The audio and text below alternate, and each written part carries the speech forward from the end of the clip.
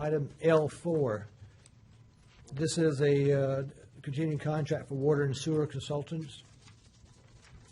Staff recommend the board approve the ranking order and authorize staff to negotiate contracts for the 4 highest ranked firms. Kimley Horn was ranked number 1. McKim and Greed was number 2. Number 3 was Cardell Incorporated, and number 4 was Jones, Emmons and Associated. That's the 4 that the evaluation committee is recommending at this time. All right. Do we have any public input? Let's see. Oh, Mr. Manuel.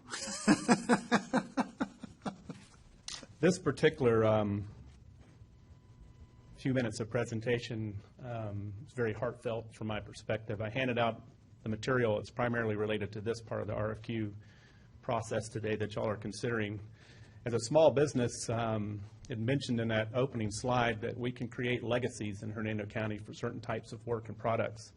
And Coastal Engineering, since I've been hired, participated and created the Water and Sewer District. We're actively involved in all of your initial construction documents for plants and things that made the county what it is today in the water and sewer business. So I've always had a very strong, sincere interest in what goes in and out of our water and sewer business for our customer base and for myself personally. And with that said, what I've found that's interesting as the years have gone on is Hernando County is growing and our desire for large consultants are growing. And when I got this information Friday that we had not been considered positively for this RFQ for water and sewer design, I wondered why, because the people that ranked are very well-respected county employees who I respect with a tremendous amount of integrity.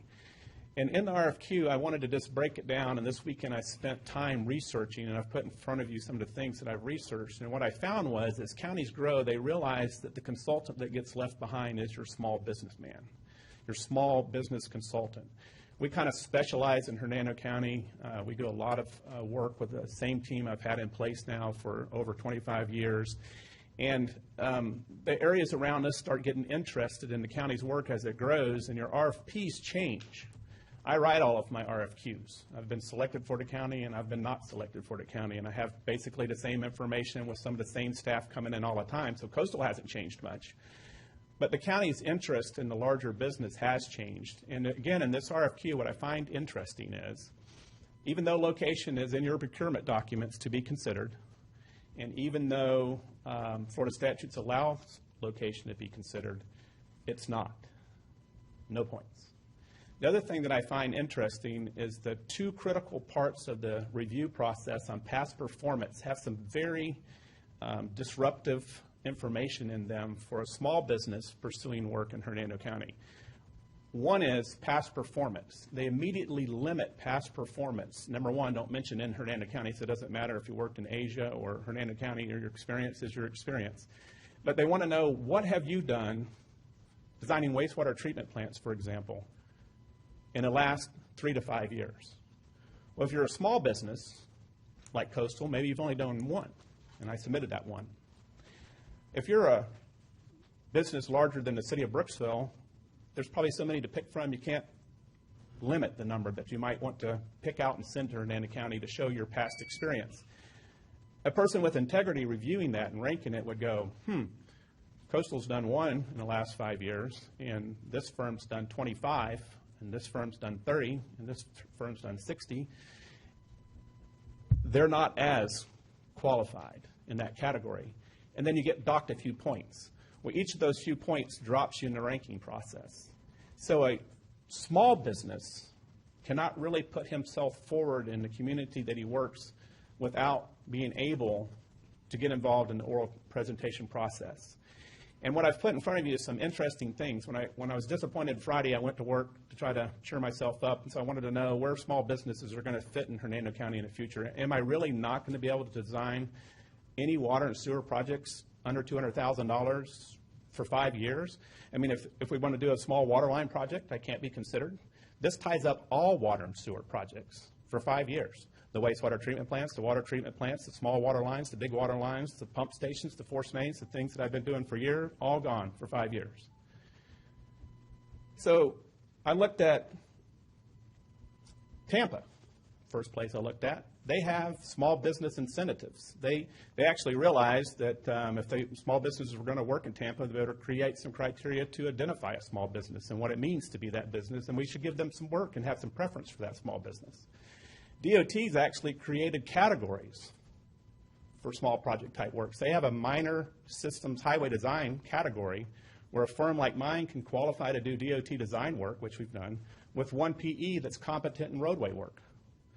It fits the narrative of a small business being able to work for DOT. They've also adopted small business certification where you can be preferred as a small business wanting to work for DOT. Found the same thing in Broward County. Broward County has actually come around and created a couple of ordinances as recently as 2012 where they've created an ordinance that prefers county businesses. They've created an ordinances that prefers small businesses. And then in your last slide, I'd like y'all to just look at one paragraph in the handout I'll leave, and then the rest of it's here for y'all's future reference. The President of the United States and Congress and the federal government have recognized that the strength of the American economy is on the small business. They've actually included in their criteria a special category with a number for professional engineering services for small businesses. And then they state in the paragraph that I put in front of you on the last page that they understand that the backbone, the economy, and the strength of the United States is dependent on the Congress's ability to award federal contracts to small businesses.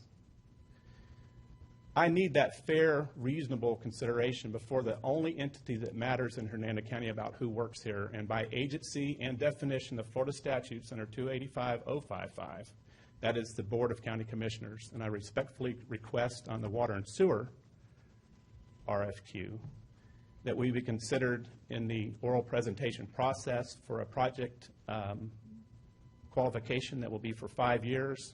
And I think rises to that definition, Mr. Chairman, that you've mentioned before as being important enough for the board to consider. Thank you. Don, you still have your light on. You want to say something? If I may, I don't see any other lights on. If I may,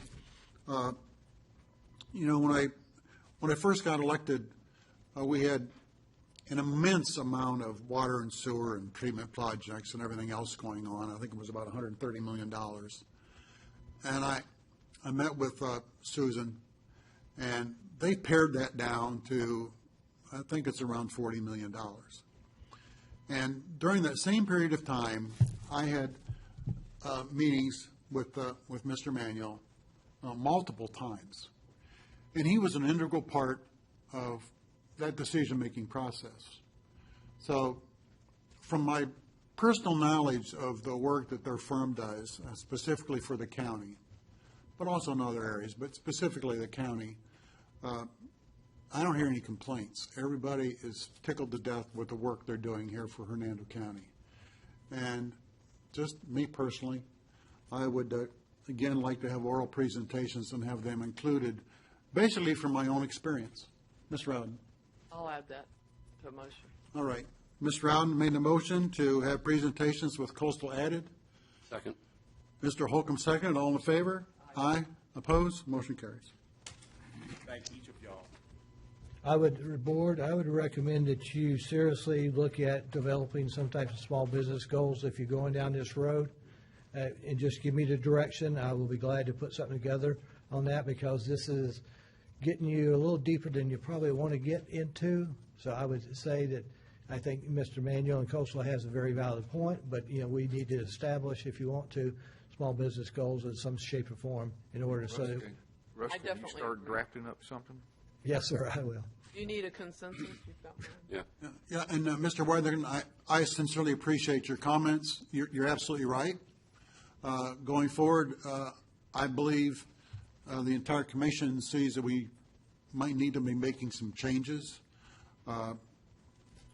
even part of the selection process for presentations, but that's up to the board. But I appreciate your comments. It's well taken, and as you can see, all the board members are listening, so thank you very much. There is a caveat that I want to make sure Russ considers. There's new legislation being proposed regarding Local preference. local preference. Be very aware of what's coming. Yes, sir. Mr. Sossaman. Right, I was going to, just the same thing that our learned counsel just mentioned, because there was a change in this legislative process. But Russ, I was going to suggest too that you contact Jerry Karp over at SBDC, because they do work with small business enterprises, and you may also want to contact someone with the Small Business Administration. You need help there, Shara Anderson with Senator Nelson's office can help. Matter of fact, recently we had Cassius Butts, who is the director of the Southeast Regional SBA in town. He came down and visited us from his office up in Atlanta. So I'm sure they suggested to us that whatever they could do to help us, they would. Yes, sir. Okay, Thank you again for your comments, Russ. no problem. I appreciate that. Next item. Okay, item L5. Staff recommends the board approve task order 9 under provisions of contract 11-R